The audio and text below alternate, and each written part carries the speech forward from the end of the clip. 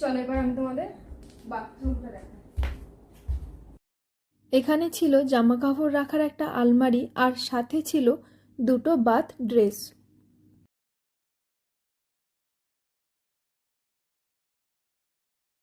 এখানে ছিল একটা আমব্রেলা আর ছিল লাইফ জ্যাকেট।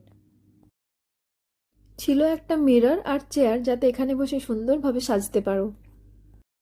এটা হলো আমাদের ওয়াশরুম। এখানে ছিল কোমোড, বেসিন আর বেসিনের পাশে রাখা ছিল স্নানের সব কিট।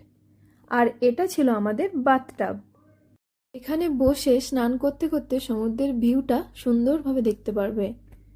আর ছিল দুটো রিল্যাক্সিং চেয়ার।